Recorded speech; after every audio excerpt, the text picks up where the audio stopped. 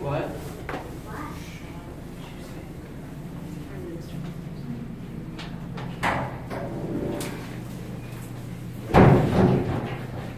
Mama's wedding.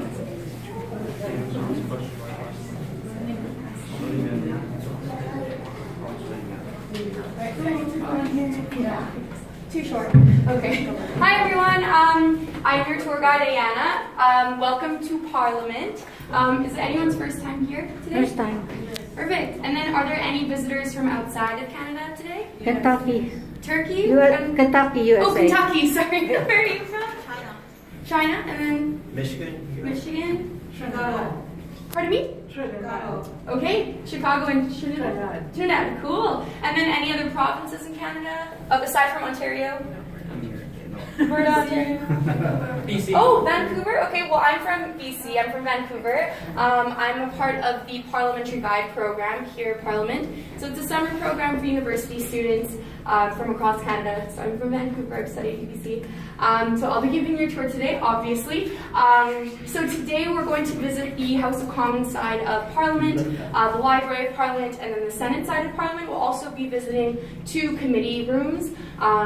So during the tour, I'm going to focus on kind of the 2 kind of pieces to our parliamentary system in Canada. So we have a head of government and a head of state. So the head of government kind of lives on the House of Commons side of the building, where the head of state is on the Senate side. I'll also talk about the architecture in the building. The library and the rest of the building, the rest of center block is what we call it, look very different. So during the tour, I'll explain why that is. Throughout the tour, you're welcome to take photos. Photos of me will be $5, so I take a check or cash, whatever you have with you. Other rules during the tour: stay together, stay to one side of the hallway so other groups can pass by, and people are working here, so they'll have to pass by as well. So before we move on, I'll just talk a little bit about the room we're in. There's nothing too crazy going on in here. It's just a room where we meet everyone and say hello. There's also plaques here. They represent different parliaments within Canada. So what a parliament is kind of the time that a prime minister is in power. So parliament can last 5 years, but in our constitution it says that we have an election every 4 years. So they're about 4 years long. So you'll see the prime minister's name along with the number of parliament that they were kind of in power for, and then you'll see the list of the members of the House of Commons. The names with the asterisks beside them, those are members of the Privy Council.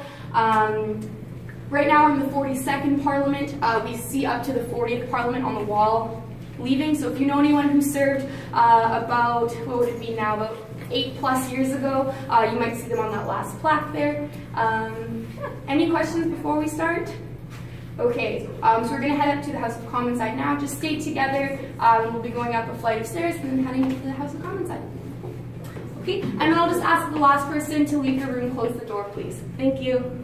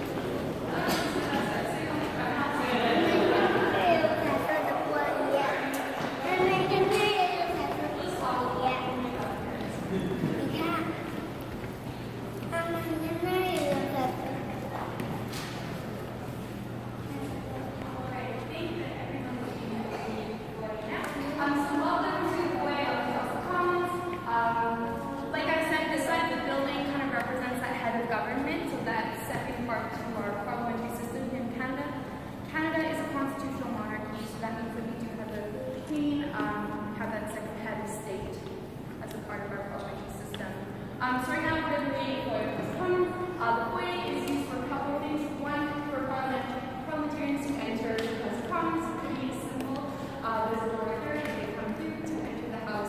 Another purpose for the foyer are media surrounds. So news broadcasters will come here and do interviews with members of Parliament or MPs, the Prime Minister, for example. This door is very well known. It's a door that they do kind of their bigger press conference like interviews there. So they'll have microphones set up as well as cameras. And so that's a door that you kind of see a lot in the media. So on Twitter, on the internet, on the news, a lot of interviews conducted in front of that door. So very well known door. I said I would talk a little bit about the architecture in the building, so we'll start off with this room. One of the first things everyone did when they walked in was they looked toward the ceiling. In this room we have these what we call pointed arches. Those are to direct your gaze upward, and that's what we have a lot of the artwork in the House of Commons foyer. So on the ceiling, you see a lot of, so it's a stained glass ceiling, and you see a lot of representation and symbolism of Canada. So in the biggest piece, you'll see the English rose and the French fleur-de-lis, and that represents bilingualism in Canada. So we speak both French and English in Canada, so that's what that represents. You see the maple leaf, which is another symbol for Canada. It's on our Canadian flag. You can see it right there, right in the middle. We also have images of different ministries within Canada. So for example, we see the wheat to represent the Ministry of Agriculture. We see a fish and hook to represent fisheries in Canada. So a lot of Canadian representation within the ceiling. Just below that, we see a sculpture series by William Oosterhoff, and that's called The Provinces of Canada. So we have crests for different provinces. The group from BC, that's our crest right there, and then the flowers surrounding them are the provincial flowers. Just below that, where those pointed arches are in the mezzanine, you see the Zodiac series, so you might be able to find your astrological sign up there. Below that second level, or the mezzanine, you see another sculpture series. It's called The History of Canada. It's done by Eleanor Mill, who was our Dominion sculptor. She finished the series around 1970, so it's a little bit of a newer piece, and her style is a little bit more contemporary. You can tell that it wasn't sculpted hundreds and hundreds of years ago. So this series starts with kind of the indigenous or original inhabitants of the land over here in the corner. Then we see settlers coming to Canada, so Jacques Cartier on the boat, 1 foot on the boat, 1 foot on the land in the corner here. Then we see a series of agreements and treaties made between people living here in Canada to create the country Canada, creation of provinces, some more history for the French communities in Canada. And then finally, right here above where that door is, right up here, we see the discovery of the North Pole. So it's one of my favorite pieces in the collection because it looks very, very modern. It really shows off Eleanor style. So it looks very heroic. He or she who's planting the flag in the ground looks very heroic. There's stars coming out from the pole, and then the flag is actually left blank, the flag there, because there's a lot of debate over who actually found the North Pole. So we see a blank flag. That was sort of for the artists to kind of leave up to your interpretation for who actually found that North Pole. The last piece I'll talk about in the room is a state glass behind us here. A very beautiful piece in the room, again, a newer piece. So this was commissioned after Stephen Harper's 2008 apology for the residential school system in Canada. It was done by Christy Belcourt, who is an Indigenous artist in Canada. It's a very important piece to have in the room because it shows that even though Canada has kind of this not so beautiful part of their past, they're making amends with the other nations in this land, and they're moving forward with them to create one nation. So it's a very important and beautiful piece in this room. Are there any other questions about the House of Commons foyer? What's this mace here? The mace here, okay, so this is a replica of the mace that is brought into the House of Commons when the House of Commons is sitting. This is a replica made out of wood, and it's painted with gold. So the mace is brought into the House of Commons during the Speaker's Parade. It's placed on a table. We'll see the stand once we're in the House of Commons. And it's placed there to kind of remind us that we have that second part to our parliamentary system, that head of state to represent the monarchy. So we'll talk a little bit more about that inside the House of Commons antechamber. Thank you. You're welcome. Any other questions before we head into the House of Commons? Okay. So once the parliamentarians pass through here, they head into the House of Commons, and that's what we're going to head in. Oh, sorry.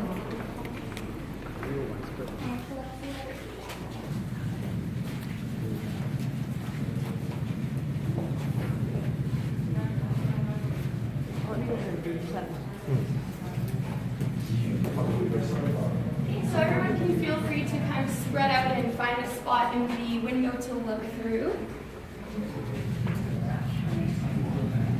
Did you have a beaver upstairs? The beaver, yeah, I think they're making some dams or something. No, I'm just kidding. There's a lot of construction going on. All right, so welcome to the House of Commons. We are in the antechamber right now.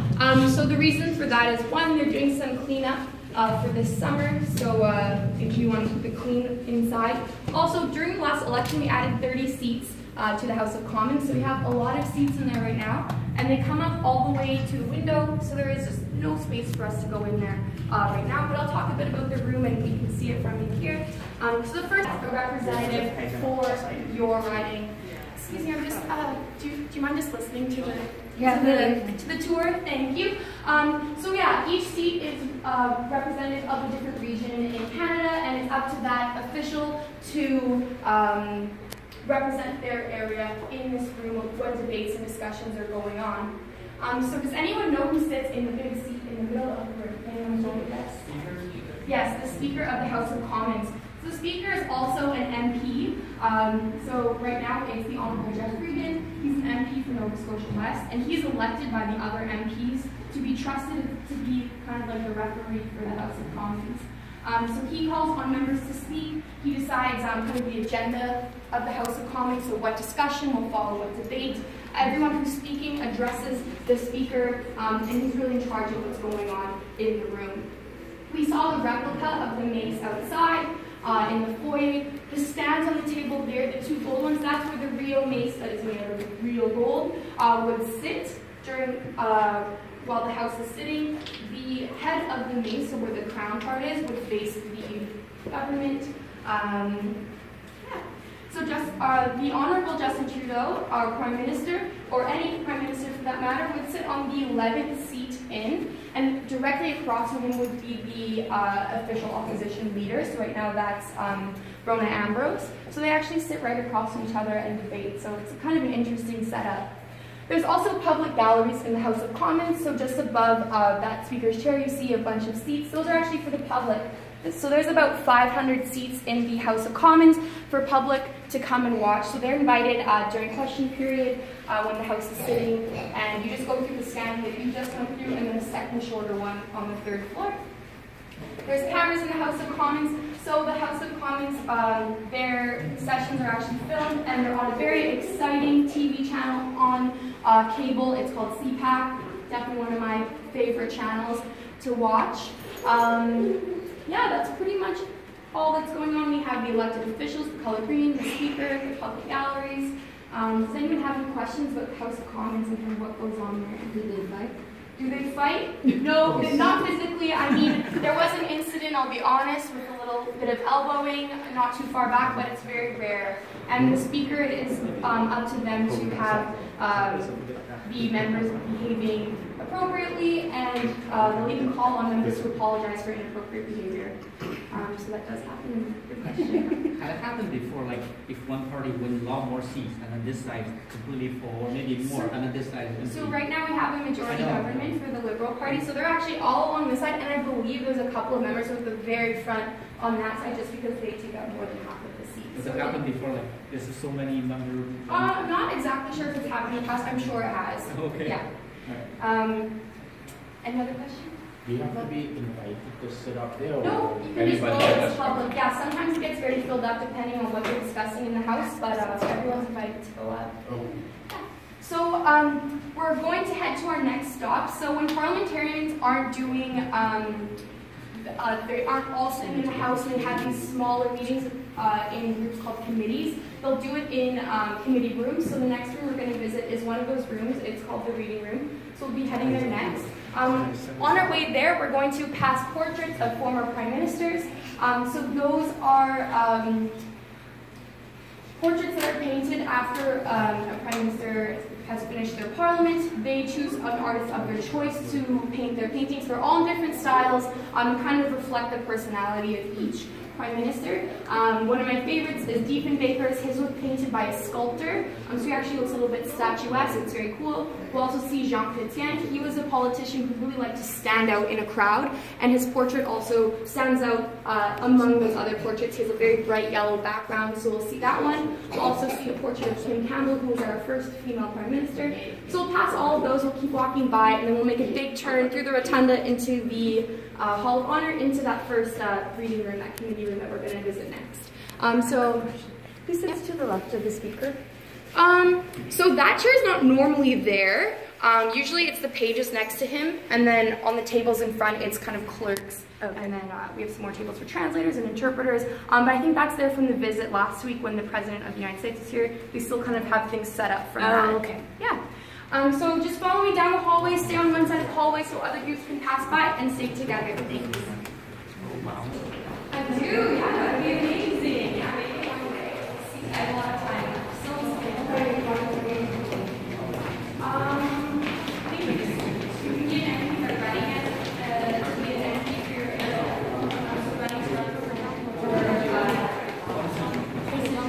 We're all just going to move to the left side of the hallway so other groups can pass by. Yeah, other ways to get involved, you can become a clerk. I'm not really sure what the specifications are, but definitely have to do your college degree and have an interest in it.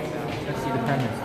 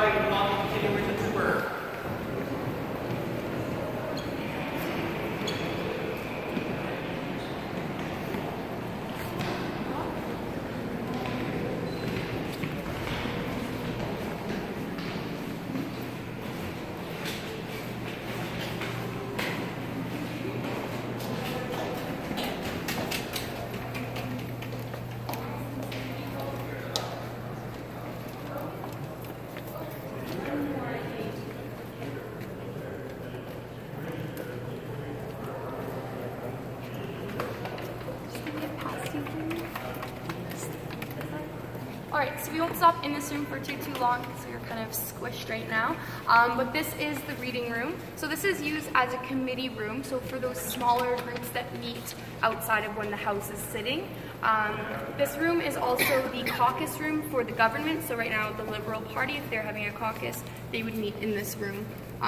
So the style of this room is done in a neoclassical style. This room is a bit of a mystery to a lot of the tour guides. There's kind of a lot of inconsistencies compared to a lot of other rooms in the building. So the reason for choosing this neoclassical style is kind of, there's no really rhyme or reason for it. It was just, I think they wanted to have a different theme in this room. So a little bit of a different style from the neo-Gothic style we see in the rest of the building. We have representation of provinces. So like I said, this side of the building, really a lot of representation for Canada and the provinces. The ceiling is very beautiful. We have some nice sculpting in there, again, done in that neoclassical style. Yeah. Are there any questions about this room? These are like old paintings or just like recently old paintings? The paintings, they would have been painted after 1916, because we did rebuild the entire building after 1916. I'm not sure the exact date of when these walls would have been painted, but the room would have been constructed around 1916. Oh, I see. So the tables will get rearranged depending on what kind of group is here.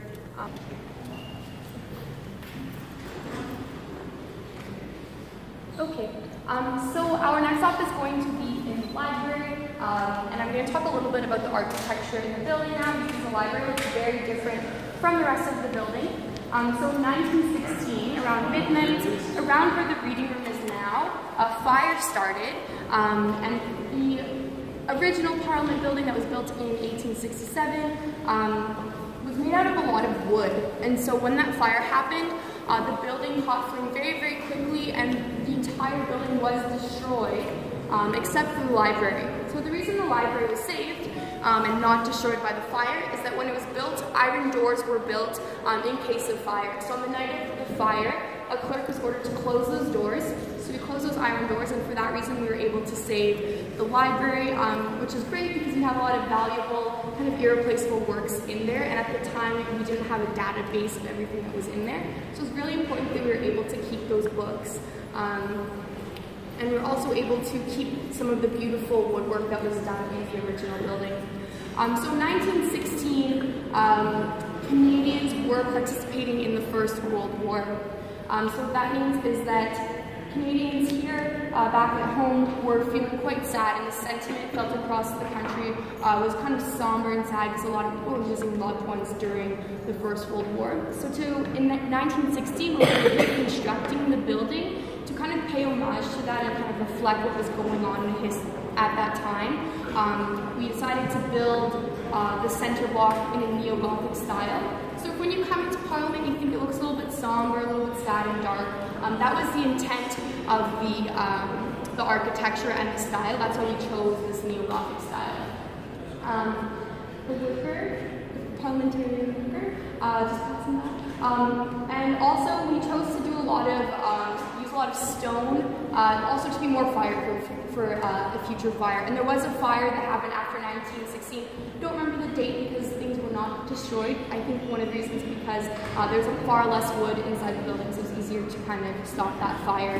When we go into the library that was built, the original Parliament building in 1867, we'll see that the style is quite different. It's done in a more Victorian style.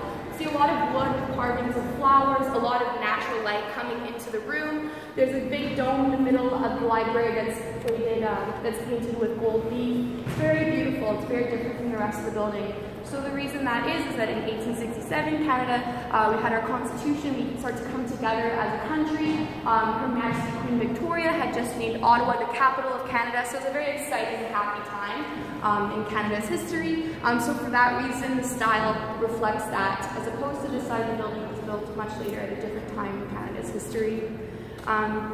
So who uses the library? Like I said, committees, when they need to do research for work they're doing. So for example, if they're creating a bill, which is something that's proposed to become law, they'll do research to make sure that that bill kind of makes sense and is just and follows kind of precedent of things that have happened in this country. So to do that research, they will ask library staff to do that. So the library will actually do that research for them in a non-partisan way. So that means that any party, any committee can come to the library and get like a very valid and true report or research from them. So they'll do the research and then they'll give a report to the committee or whichever parliamentarian is asking for that work. So it could be an MP, a senator, or a group that's working on a project. So that's kind of who uses the library. It's not a public library, it's really meant for parliamentarians. So we're going to go in a moment. We're going to be really quiet in there just because people are doing work. Also, you can take photos. It's a very beautiful space, but I'll just ask that you turn off your flash in there so that we don't blind the people doing work in there. Any questions that you have in the library, I can take after. So yeah, we'll head in. I'll make a signal to leave. You won't stay in there for too long. We'll just be on the wall here to head to the Senate side. Also on the way in, those doors that are propped open are the original iron doors that saved the library.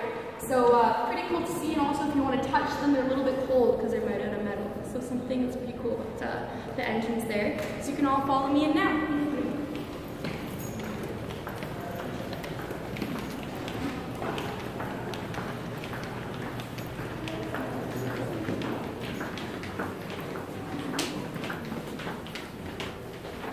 This is a picture of spiders somewhere? I don't think so.